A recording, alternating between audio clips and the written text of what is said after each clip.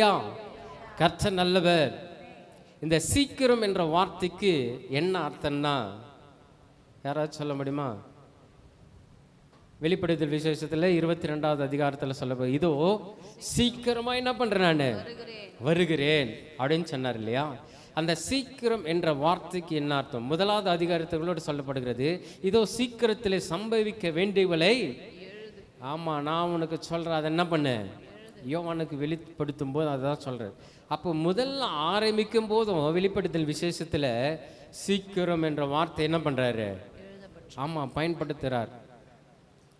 வெளிப்படுத்தல் விசேஷம் முடியும் போதும் இதோ சீக்கிரமா என்ன பண்றேன் நான் வருகிறேன் அப்படின்னு சொல்றார். ஆமென். இதோ வெளிப்படுத்தல் விசேஷம் 22வது அதிகாரம், இதோ சீக்கிரமாய் வருகிறேன், அவனுடைய கிரியைகளின்படி அவனுக்கு நான் அளிக்கும் பலன் அவரோடு கூட என்ன பண்ணுதான். ஆமா அதற்கு தான் பலனை கொடுப்பதற்காக தான் என்ன பண்றாராம் அவரு சீக்கிரமா வரார். அப்ப ஆசீர்வாதத்தை கொடுக்கும்படி தான் நான் என்ன பண்றேன்னா சீக்கிரமா முடிச்சிடறேன்ற. அல்லேலூயா, கர்த்தர் நல்லவர். ஆமென். அப்ப சீக்கிரம் என்ற வார்த்தைக்கு என்ன அர்த்தம்னா ஒரு அளவை வைத்திருக்கிறார். சீக்கிரமா நான் என்ன பண்றேன்னா வந்துடுறேன், சீக்கிரம்னா ஒரு அளவு. ஆமென். லூக்கா எழுதின சுவிசேஷத்தில் 19வது அதிகாரத்தில் சகே என்னப்பட்ட ஒரு மனுஷன் இருக்கிறான், எல்லாருக்குமே தெரிந்தது தான். அவன் இயேசு எப்படிப்பட்டவரோ என்று அவரை பார்க்க வகை தேடினா, அவன் குள்ளன் ஆனபடினால அவரை பார்க்க முடியாமல் போனது. அவன் கடகடன்னு ஓடி என்ன பண்றான், ஒரு காட்டத்தின் மரத்தின் மேலே ஏறுகிறான். ஆமென். கர்த்தர் சீக்கிரமாய் வந்தார். ஆமென். சகேவே சீக்கிரமா என்ன பண்ணு, இறங்கி வா. ஆமென். கர்த்தர் சீக்கிரம் வான்னா வந்துடணும். ஆமென். அவரும் சீக்கிரமா வரப்போறாரு. அவர் சொல்றாரு, சகேவே சீக்கிரமாய் இறங்கி வா, இன்றைக்கு நான் உன் வீட்டில் என்ன பண்ண போறேன், தங்க போகிறேன். அவன் என்ன ஆண்டவரே உண்மை பார்க்கறதானே நான் மரத்தில் ஏறிக்கிறேன், இருங்க கொஞ்ச நேரம் ரசித்துட்டு என்ன பண்றேன் அவன் வரேன். இல்லை நான் உங்களை பார்க்குற ஆசையில் கடகடன்னு நான் என்ன பண்ணிட்டேன் ஏறிட்டேன். இப்போ எப்படி இறங்கணும்னு தெரியல, கொஞ்சம் லேட் அவன் பரவாயில்லையா அப்படின்னு கேட்கல. அவன் எப்படி வந்தானா சீக்கிரமாய் இறங்கி சந்தோஷத்தோட அவரை எப்படி வந்தானா. அப்போ சீக்கிரம் என்ற வார்த்தைக்கு சந்தோஷம் என்ற ஒரு வார்த்தையோடு சம்பந்தப்பட்டு இருக்கிறது. ஆமென் சொல்லுங்களேன். ஏன்னா இன்னொரு வசனமும் சொல்றேன் நான், அவர் சீக்கிரமா இறங்கி சந்தோஷத்தோடு அவரோடு கூட என்ன பண்ணனா அழைத்து கொண்டு போனானா. ஆமென். அப்படின்னா சீக்கிரத்தில் கூப்பிடும் போது வந்துடணும். எதற்காக சொன்னா அவர் அழைக்கிறார், அவனுக்கும் அவனுடைய வீட்டில் உள்ள பொருட்களுக்கும் இன்றைக்கு என்ன கிடைத்துதான் ரட்சிப்பு கொடுக்கறதுக்காக தான் கர்த்தர் வா வா வான்னு அழைக்கிறாரு. ஆனா நாம் என்ன பண்றோம்னா, இரு ஆண்டவரே எங்க வீட்டில் யாரும் இல்லை, எங்க அப்பா சொன்ன பேர் நான் என்ன பண்றேன் வரேன், எங்கள் அம்மா ஒத்துக்கவே மாட்டேன்றாங்க, எங்கள் அம்மா சொல்லிட்டாங்கன்னா நான் என்ன பண்ணுறேன் சர்ச்சுக்கு வந்துடுறேன். ஒரு சிலர் என்ன பண்ணுவாங்க, என் பிள்ளை எங்க பிரதர், என் பிள்ளை தான் எனக்கு என்னவா இருக்கிறான், ஒரே தடையாக இருக்கிறான், என் பிள்ளை மட்டும் ஆண்டவர் என் பிள்ளையோடு பேசினா நான் என்ன பண்ணுறேன் குடும்பத்தோட. சகேவுக்கு அதெல்லாம் இல்லை. அவன் யாருன்னு சொன்னா ஆயக்காரனுக்கு தலைவன். ஆமென். அநேகருக்கு தலைவன். அந்த தலைவன் என்ற பதவி கூட துச்சமா என்ன பண்ணிட்டான் ஒதுக்கி வச்சுட்டான். அதெல்லாம் அப்புறமா நான் யாரை பார்க்கணும், முதல்ல இயேசுவை பார்க்கணும். எனக்கு யார் வேண்டும், இப்போ இயேசு வேண்டும். ஏன்னு நீ இயேசுவை தேடினால்தான் அவர் உன்னை தேடி வருவார். ஆமென். அவர் நம்மோடு கூட இருக்க தான் ஆசைப்படுறாரு, அவர் நம்ம வீட்டில் தங்க தான் ஆசைப்படுறாரு. ஆனா நாம் என்ன பண்றோம்னா லேட் பண்றோம். சபைக்கு வரணும்னா லேட்டு. ஆமென். நான் யாரும் குற்றம் சொல்லலை, உங்களுடைய நேரம் எதுவோ அந்த நேரத்துக்கு நீங்க என்ன பண்ணுங்க வந்துருங்க. ஆமென். கர்த்தருடைய நேரம் என்னவோ அந்த நேரத்துக்கு கர்த்தர் என்ன பண்ணுவாரு, அவர் சீக்கிரமா என்ன பண்ண போறாரு வர போறாரு. நாமும் என்ன பண்ணோம்னா எல்லாவற்றுக்கும் ஆயத்தமாய் சீக்கிரமாய் ரெடியா இருக்கணும். ஆமென். கர்த்தர் என்ன சொன்னாரு, சீக்கிரமா இறங்கி வா, ஐ ஆம் கம்மிங் சூன் அப்படின்னு சொன்னார். மனவாட்டி என்ன சொல்லணும், ஐ ஆம் வெயிட்டிங்னு சொல்லணும். எங்க வெயிட்டிங் சொல்றாங்க? கொஞ்ச நேரம் கழிச்சே வாங்க ஆண்டவரே. நான் என்ன பண்ணணும்? ஆமாம், நான் இன்னும் வீடு கட்டலை, வாசல் கட்டலை, என் பிள்ளைகளை நல்லா படிக்க வைக்கல, என் பிள்ளைகளை நல்லா வளர்த்தோம், என் பிள்ளைகளுக்கு என் பெண்களுக்கு என்ன பண்ணணும்? கல்யாணம் பண்ணணும். அதெல்லாம் முடிச்ச பேர் நீ என்ன பண்ணுங்க வாங்க. மனவாட்டி இப்படியா சொல்லணும்? மணவாளன் வர ஆழத்தமாக இருக்கப்படும் போது, மணவாளனே நான் காத்து கொண்டு இருக்கிறேன் அப்படின்னு தானே மனவாட்டி கூப்பிடணும். ஆனால் நாம் எப்படி நினைக்கிறோம்? நம்மை நாமே சிந்தித்து பாருங்களேன், நம்மை நாமே ஸ்கேன் பண்ணி பாருங்களேன். இதெல்லாம் நம்ம பண்ணுறோமா? மணவாளனுக்கு ஆயத்தமாக இருக்கிறோமா? இல்லையே. ரட்சிப்புக்கே ஆயத்தமாக இல்லை. அந்த ரட்சிக்கப்பட்ட அனுபவத்தை, அந்த ரட்சிப்பை பூரணப்படுத்துவதற்கே நாம் என்ன பண்ண போகல? ஆயத்தமாக இல்லையே. இந்த ரட்சிப்பு என்ன பண்ணணுமா? பூரணப்படணுமே. அதுக்கே நாம் என்ன பண்ணல? ஆயத்தமா இல்லை. ஆனால் சகேவு என்ன பண்ணார் தெரியுமா? சீக்கிரமாக இறங்கி வந்தார். அவன் போகும்போதே சொல்றாரு, அநேகர் அவரை பார்த்து என்ன பண்றாங்க? முறுமுறுக்கிறாங்க. இவன் பாவியான மனுஷரிடத்துல என்ன பண்றாரு? தங்கும்படி போகிறாரு. சொல்லும்போது சகேவு நின்று சொன்னா, கத்தர்கிட்ட ஆண்டவரே என் நாஸ்தியை பாதி என்ன பண்றேன்? கத்தர் வந்தா இந்த காரியத்தை செய்ய வைப்பார். ஆமென். ஹல்லேலூயா. பொண்ணுக்கோ பொருளுக்கோ அங்க என்ன கிடையாது. ஆமா, ஆஸ்தியே இல்லை, அதாவது இடமே இல்லை. அதற்கு மாறாய் கத்தருக்கு மாத்திரம்தான் அந்த இடம். அந்த வீட்டில் யாருக்கு மாத்திரம்தான் இடம்? ஆண்டவருக்கு முன்பதாக கத்தருக்கு மாத்திரம்தான் இடமா இருக்கும். ஆமென். அவன் சீக்கிரத்துல வந்தான். அதுக்கு ஆண்டவர் சொன்னாரு, இன்றைக்கு இந்த வீட்டுக்கு என்ன வந்தது? கர்த்தர் வந்தா ரட்சிப்பு. ஆமென். கர்த்தர் வந்தா விடுதலை. கர்த்தர் வந்தா சுகம். கர்த்தர் வந்தா எல்லா வித தீமைக்கும் தப்பி விட்டு நம்ம என்ன பண்ணுவாரு? உள்ளங்கைகளிலே ஏந்தி கொண்டு சுமக்கிறவராயிருப்பார். ஆமென். ஹல்லேலூயா. ஹல்லேலூயா. ஹல்லேலூயா. எல்லாரும் இங்க தானே இருக்கீங்க? கர்த்தர் நல்லவர். ஆமென். ஆதியாம் புஸ்தகத்தில் சொல்லப்படுகிறது, ஆபிரகாம் என்ன பண்றாராம்? வாசலில் உட்கார்ந்து கொண்டு இருக்கப்படும் போது ஒரு 3 புருஷர்கள் அந்த தெருவில் என்ன பண்றாங்க? நடந்து வருகிறார்கள். நடந்து வரும்போது ஆபிரகாம் அவர்களை பார்த்து போயிட்டு, நீங்கள் என்ன பண்ணுங்க, எங்கள் வீட்டுக்கு வந்து தங்கி நாங்கள் என்ன பண்ணுறோம், உங்களுக்கு கொடுக்கறதை சாப்பிட்டு இளைப்பாரி விட்டு போங்கன்னு சொல்லும்போது, எங்கே இருக்குது அந்த வசனம்? 18வது அதிகாரம் 7வது வசனத்தில் வாசிக்கலாம். 18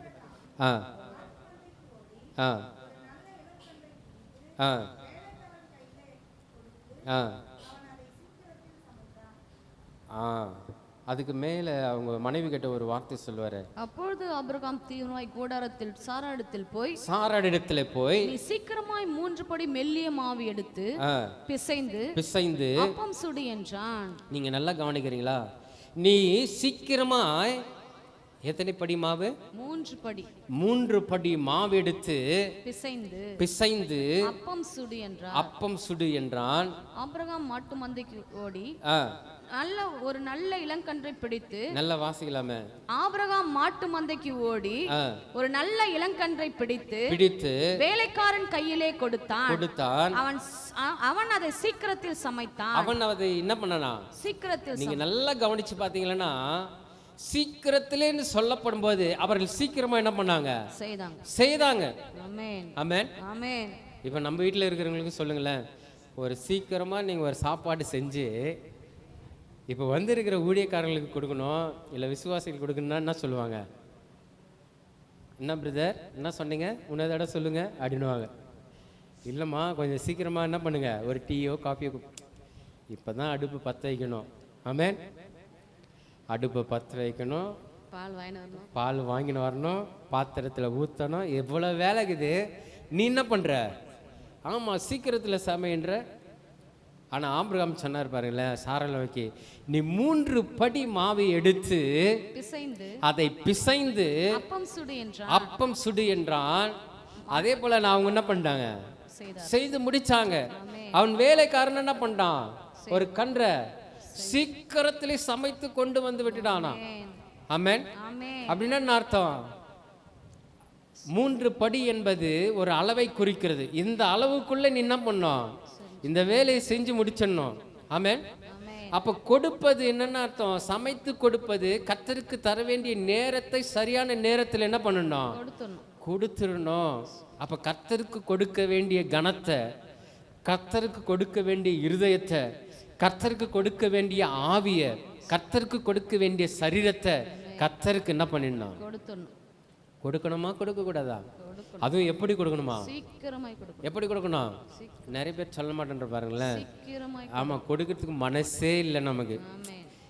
என் மனசு எங்க இருக்குது? எங்க வீட்டில் வச்சுட்டு வந்துட்டோம் பிரதர், எங்க வீட்டுக்காரோடு கூட இருக்குது அப்படின்னு நிறைய பேர் யோசிக்கிறாங்க. ஆமென். அல்லேலூயா. எல்லாரும் இங்க தானே இருக்கீங்க. யார் மனசு எங்கும் போலியே. அல்லேலூயா. நம்முடைய இருதயமும் நம்முடைய ஆத்துமாவும் யாருக்கு ஒப்புவிக்க வேண்டும்? கர்த்தருக்கு முன்பதாக ஒப்புவிக்க வேண்டும். ஆமென். நம்முடைய மனதை எங்க ஊற்ற வேண்டும்? கர்த்தருடைய சமூகத்துல ஊற்ற வேண்டும். ஆமென். அப்படின்னா சீக்கிரத்துல கொடுக்க வேண்டிய கனத்தை, சீக்கிரமாய் கொடுக்க வேண்டிய நேரத்தை, சீக்கிரமாய் கொடுக்க வேண்டிய தாளந்துகளை, சீக்கிரமாய் பெற்றுக்கொள்ள வேண்டிய காரியத்துல நாம் உறுதியா இருந்தாதான் கர்த்தர் அந்த நேரத்தில் நமக்கு தேவையான ஆசீர்வாதத்தை என்ன பண்ணுவாரு?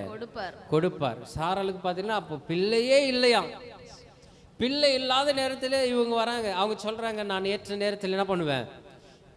ஏற்ற வேலையில் ஒரு நாள் வருவேன். அப்பொழுது சாராள் பிள்ளை என்ன பண்ணுவாங்க? அணைத்து கொண்டிருப்பா அப்படின்னு சொல்லும்போது சாராள் இருதயத்தில் என்ன பண்ணலாம்? எல்லாரும் வாயில தான் சிரிப்பாங்க. ஆனா சாராளுக்கு மாத்திரம் வாய் அங்க இருந்தது. ஆமா, அல்லேலூயா. நாம கூட சிரிப்போம் கொஞ்சம், அதுல கொஞ்சம் நெக்கல் சிரிப்பு தான். ஆமென். நாம் பேசும்போது இருதயத்தில் நினைப்போம், இவருக்கு மாத்திரம் என்ன வந்துச்சு, இவருக்கு மாத்திரம் சொன்ன எல்லாம் ஆமா நடந்துரும் போல அப்படின்னு நினைப்போம். ஆனா கர்த்தர் செய்ய நினைத்தது என்ன பண்ணாதான்? ஆமா, ஒரு வார்த்தை கூட என்ன பண்ண மாட்டார்? கர்த்தரை தரையில விட மாட்டார். ஆமென். அவர் சொல்ல ஆகும், அவர் கட்டளையிட நிற்கும். ஆமென். அவர் சொல்லியும் செய்யாதிருப்பாரோ? ஆமென். இப்பேற்பட்ட வல்லமையுள்ள தேவனை துதிக்கிற ஆராதிக்கிற பிள்ளைகள் நாம. ஆமென். அவர் வானத்திற்கு தேவன், பூமிக்கும் தேவன், சமுத்திரத்திற்கும் அவர்தான் தேவன். நாம எங்க போனாலும் யாரு இருப்பாரு? ஆமா, யோனா என்ன பண்ணாரு? அடித்தட்டுல போய் படுத்துடலான்னு நினைச்சாரு. நீ வானத்துக்கு போனாலும் அங்க கீரை, பாதாளத்துல படுக்க போட்டாலும் அங்கேயும் நீர் இருக்கிறீரே அப்படின்னு கேட்கிறாரு பாருங்க. ஆமென். இப்பேற்பட்ட வல்லமையுள்ள தேவனுக்கு நாம் சீக்கிரத்திலே செய்ய வேண்டிய காரியங்களை செய்து முடிக்க வேண்டும். ஆமென். முதல்ல என்ன பார்த்தோம்? நம்முடைய ரட்சிப்பு நிறைவேற சீக்கிரத்தில் என்ன பண்ணோம்? பிரயாசப்படணும். அவர் அழைக்கும் போதே இறங்கி வந்துடணும். ரெண்டாவதா அவருக்கு கொடுக்க வேண்டிய நேரத்தை, கனத்தை சீக்கிரத்தில் என்ன பண்ணிடணும்? கொடுத்துடணும். மூன்றாவதா ரட்சிப்பை சுவிசேஷமாய் அறிவிக்க வேண்டும். ஆமென். மத்திய எழுதின சுவிசேஷம் 28வது அதிகாரம் 7வது வசனத்தில் வாசிக்கப்படும் போது, மத்திய எழுதின சுவிசேஷம் 28வது, சீக்கிரமாய் போய் அவர் மரித்தோரிலிருந்து எழுந்தார் என்று. என்னவா? அவர் மரித்தோரிலிருந்து எழுந்தார் என்று அவருடைய சீஷர்களுக்கு சொல்லுங்கள். அவருடைய சீஷர்களுக்கு என்ன பண்ணுங்க? சொல்லுங்கள். அவர் உங்களுக்கு முன்னே கலிலேயாவுக்கு போகிறார். எங்க போறாரு? கலிலேயாவுக்கு போகிறார். அங்கே அவரை காண்பீர்கள். இதோ உங்களுக்கு சொன்னேன் என்று தேவதூதன் சொன்ன பின்பு அவர்கள் என்ன பண்ணாங்க?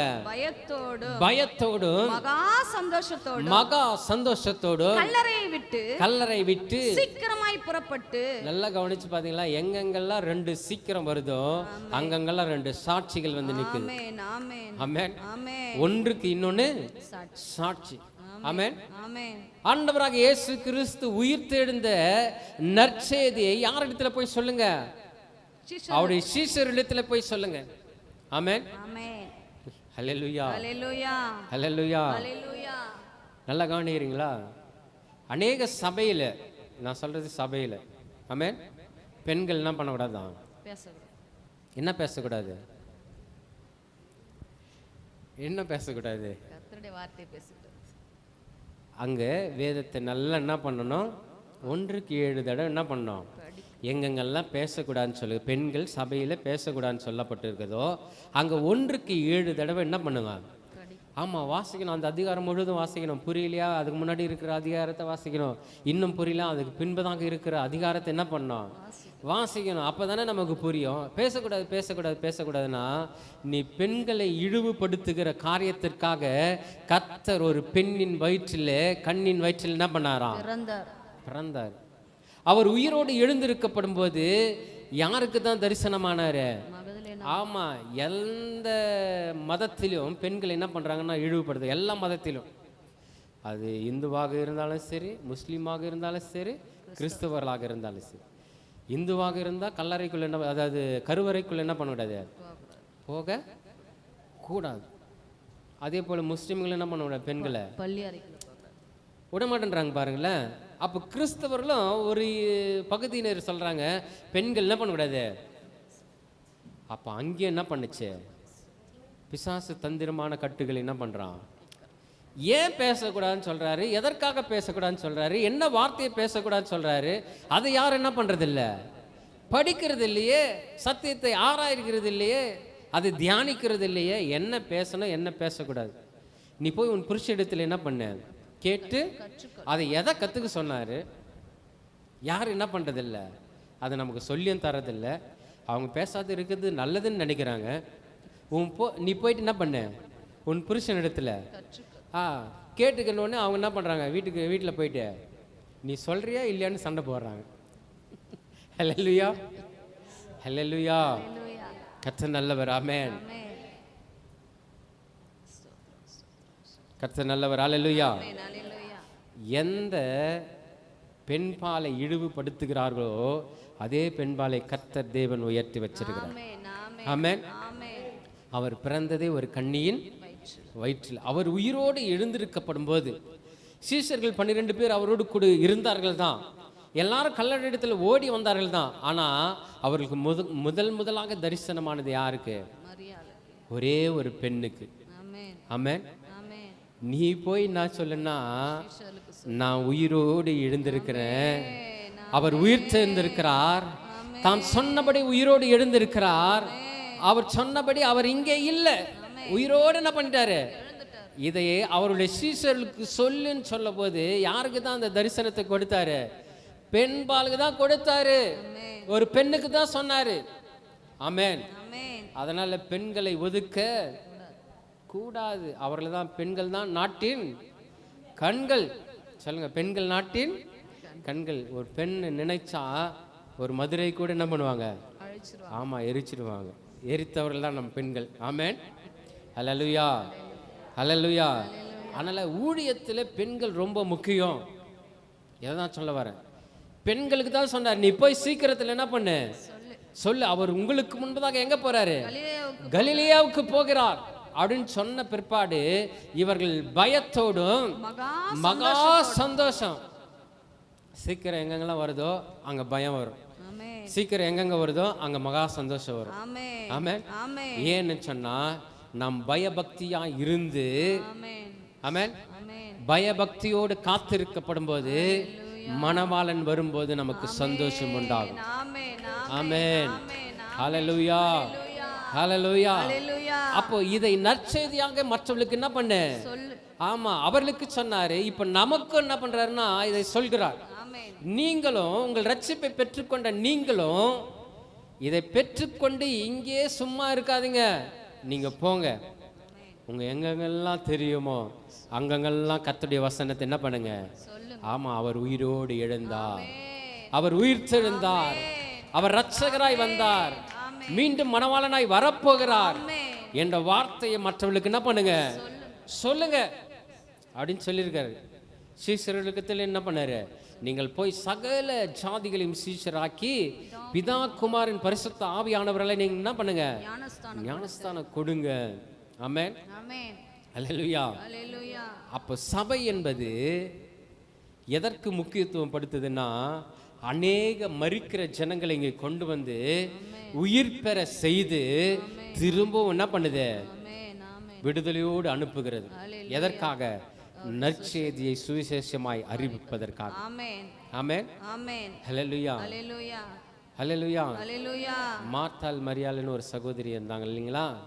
அவர்களுக்கு அன்பான ஒரு சகோதரன் இருந்தான் இல்லையா? ஆமென். ஆமென், அவர்கள் அன்பான சகோதரன் மரித்து 4 நாள் பிறகு ஆண்டவர் என்ன பண்ணாரு, அந்த இடத்துல வரார். ஆமென். ஆமென், மார்த்தாள் அந்த இடத்துல போயிட்டு ஆண்டவராக இயேசு கிறிஸ்து அந்த இவர்கள் இருக்கிற இடத்திற்கும் ஆண்டவராக இயேசு கிறிஸ்து நின்ன இடத்திற்கும் 2 கிலோமீட்டராம், 2 மைல் தூரம் என்று வேதத்தில் சொல்லப்படுது. ஆமென். யோவான் எழுதின சுவிசேஷம் 11வது அதிகாரம் 11வது அதிகாரம் தானே? 11வது அதிகாரம். இயேசு வருகிறார் என்று 20வது. இயேசு வருகிறார் என்று மார்த்தாள் கேள்விப்பட்ட போது அவருக்கு எதிர்கொண்டு போனால், மரியாளோ வீட்டிலே உட்கார்ந்திருந்தாள். 28வது வசனத்திலிருந்து வாசிக்கலாமா?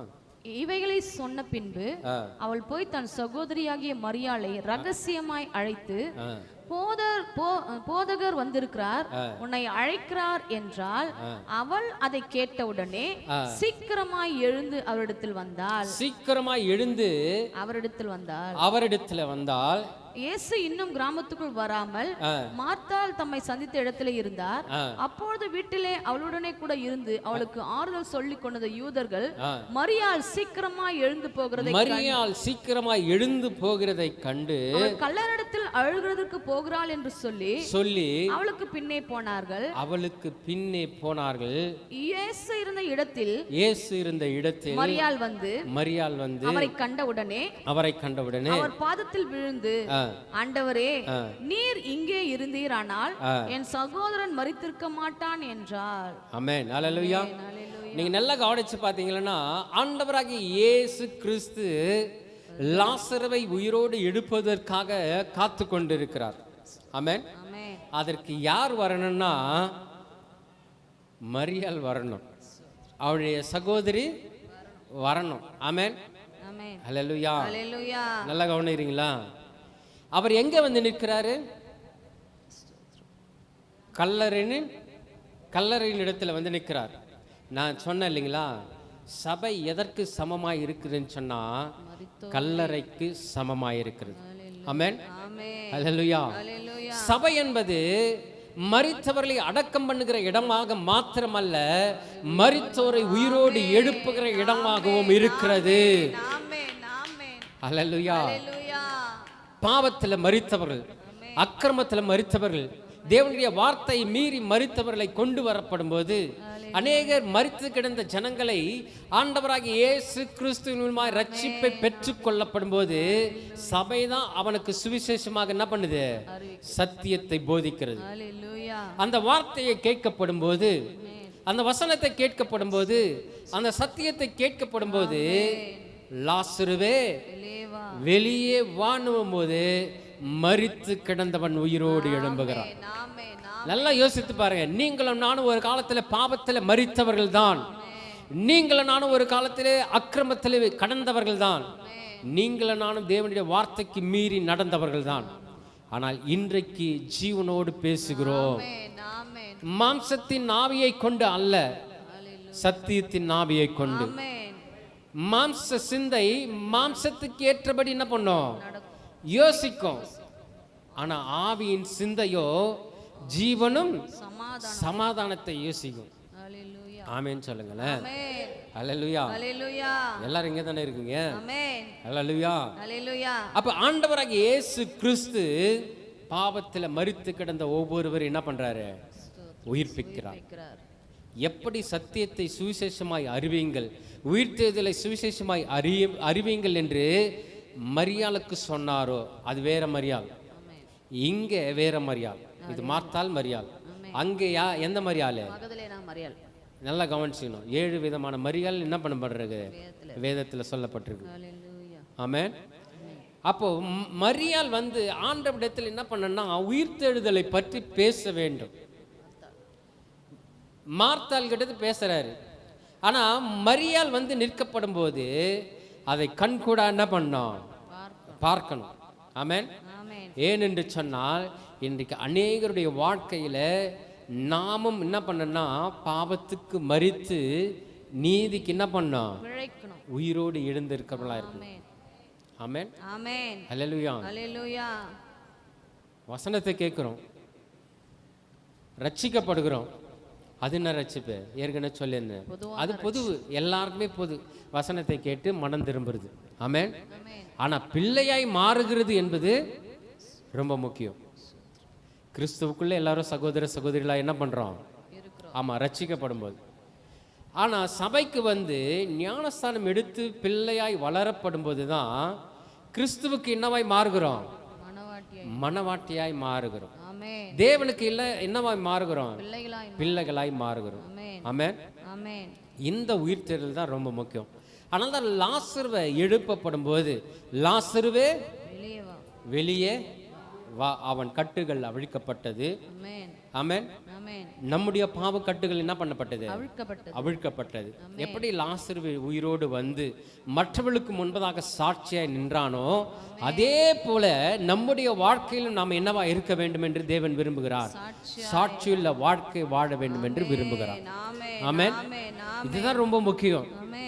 நான் சபைக்கு போறேன், ஞானஸ்தானம் எடுத்துக்கிட்டேன், நான் சபையில் பாட்டு பாடுறேன், சபையில் ஆராதனை செய்கிறேன், சபையிலே இருக்கிறேன், எல்லாம் நல்லது தான். ஆனால் சாட்சி இல்லாவிட்டால் நாம் வாழ்வது வேஸ்ட். ஆமென்.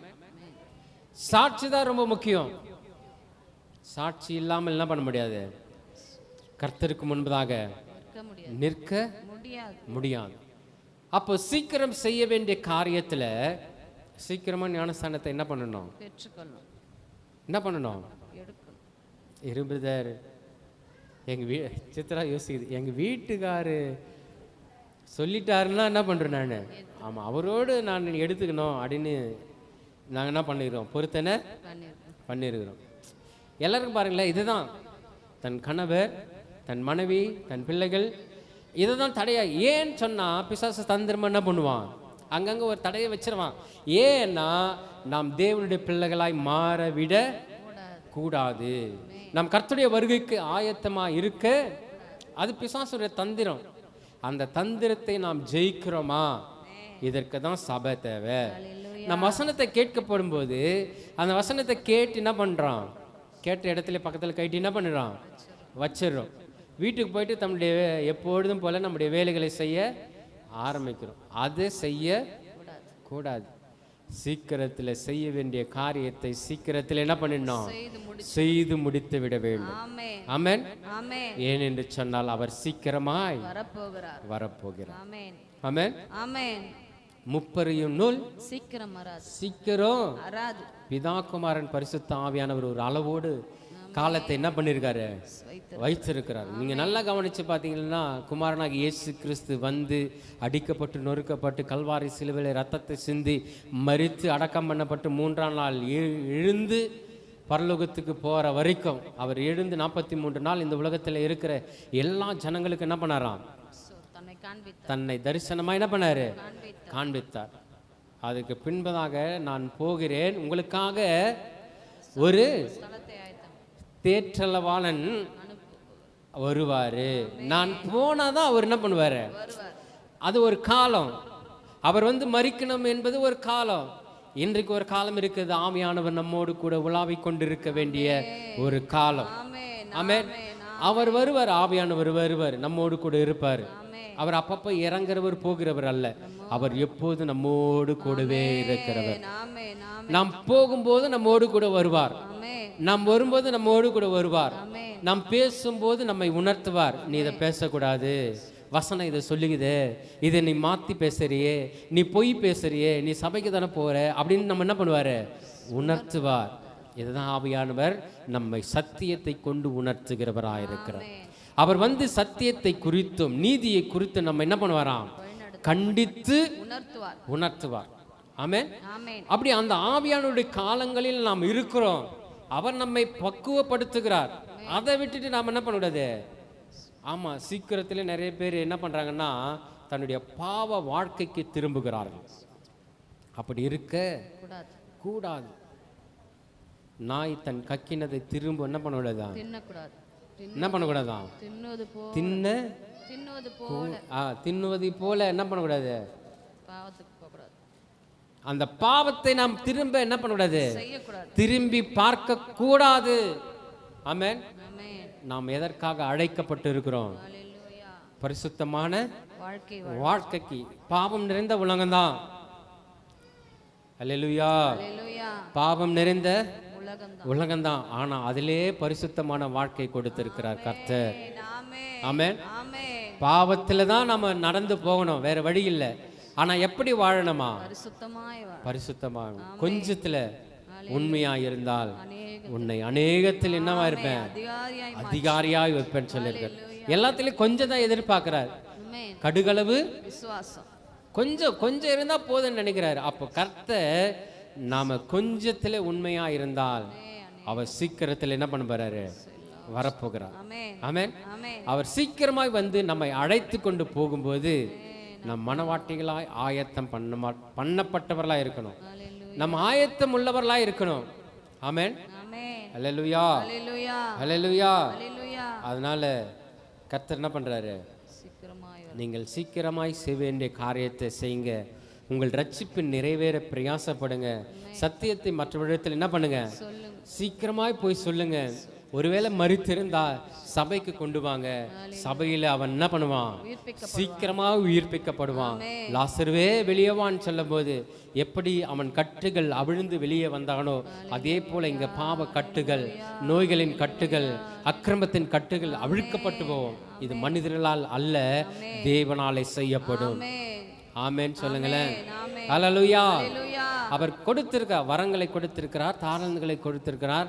அதை கொண்டு கர்த்தர் நிச்சயமா என்ன பண்ணுவாரு, செய்து முடிப்பார். ஆமென். அதனால நான் என்ன சொல்ல வரேன்னா, அவர் சீக்கிரமாய் வரப்போகிறார். நாம் சீக்கிரமாய் ஆயத்தப்படுவோம்.